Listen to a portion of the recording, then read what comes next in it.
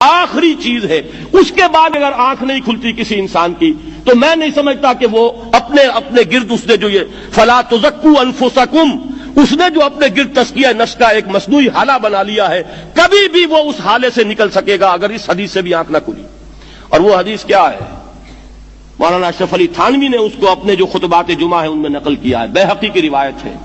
اوحى اللہ عز وجل الى جبرائیل علیہ الصلوۃ والسلام ان اقلب مدینۃ کذا وکذا باہلھا.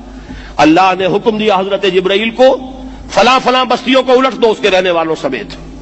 قال فقال، حضور نے فرمایا. اس پر حضرت جبرائیل نے عرض کیا بارگاہ خداوندی میں، ان فیھا عبدک فلانا لم یعصک طرفۃ عین.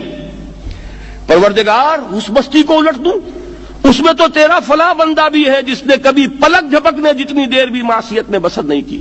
اب آپ اندازہ کیجئے، یہ جو ہے نا اپنے آپ کو رگڑنا اور مانجنا اور پوری زندگی رگڑنے میں اور مانجنے میں لگا دینا. ہم بعض بزرگوں کے تذکرے میں سنتے ہیں اتنے اللہ والے تھے، اتنے اللہ والے تھے کہ ان کا گھوڑا بھی کوئی مشکوک دانہ نہیں کھاتا تھا، اور وہ خود جو ہے وہ انگریز کی عدالت میں بیٹھے ہوئے اور انگریز کی نوکری کر رہے تھے. یہ ہے وہ میکروسکوپک اور مائکروسکوپک کا عدم توازن. طاغوت کی چاکری کر رہے ہیں، انگریز کی ملازمت کر رہے ہیں، انگریز کے قانون کی تنفیذ کے اندر اعلی کار بن رہے ہیں، لیکن ذاتی تقوی اور ذاتی نیکی اور ذاتی للہیت جو ہے اس کا معیار یہ ہے کہ ان کا گھوڑا بھی مشکوک چارہ اور مشکوک کھانا نہیں کھا سکتا.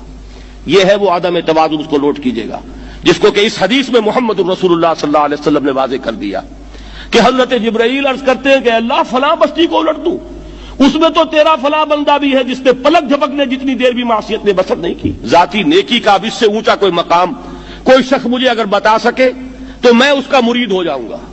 اس سے اونچا کوئی مقام ہوگا کہ آنکھ جھپکنے جتنی دیر بھی کسی نے معصیت میں بسر نہیں کی. ذاتی نیکی کی معراج. لیکن حکم کیا ہوا بارگاہ خداوندی سے؟ قال فقال، حضور نے فرمایا، اللہ تعالیٰ نے حکم لیا جبرائیل کو، اقلب علیہ وعلیہ، الٹو اس بستی کو، پہلے اس بدبخت پر پھر دوسروں پر. کیوں؟ فإن وجهه لم يتمعر في ساعة قط، اس لیے کہ اس کا چہرہ کبھی میری غیرت میں سرخ نہیں ہوا، اس چہرے کا رنگ نہیں بدلا.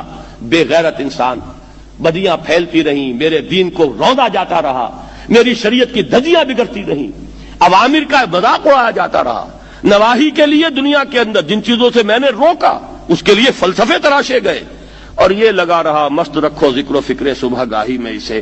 یہ سوائے ذاتی اپنے اس اصلاح کے اور ذاتی تقوی کے اور ذاتی نیکی کے اور ذاتی عبادت گزاری کے یہ میدان میں نہیں آیا. اس کا خون نہیں کھولا کبھی، اس کے چہرے کا رنگ متغیر نہیں ہوا، لہذا یہ دوہرا مجرم ہے. یہ ہے وہ تصور جو یہاں پر نوٹ کیجئے. ہاں، اس کے یہ معنی بھی نہیں ہے کہ نماز بھی نہیں پڑھ رہے، روزہ بھی نہیں رکھ رہے، اقامت دین کے کارکن ہیں، فرض نماز آ گئی ہے وہ چلی جا رہی ہے، جماعت کا کوئی اہتمام نہیں ہے. اب یہ دو انتہائیں ہیں. ایک انتہا یہ کہ وہ تزکیہ نفس جو ہے اسی میں وہ رگڑنے اور مانجنے کا عمل جاری ہے. ایک یہ کہ اس کا سرے سے کوئی تعلق ہی نہیں، اپنی ذات سے بحث ہی نہیں. وہ کیفیت وہ ہو گئی ہے جو یہود کی آئی ہے قرآن مجید میں کہ تامرون الناس بالبر وتنسون انفسکم وانتم تتلون الکتاب. کیا تم لوگوں کو نیکی کا حکم دیتے اور اپنے آپ کو بھول جاتے ہو؟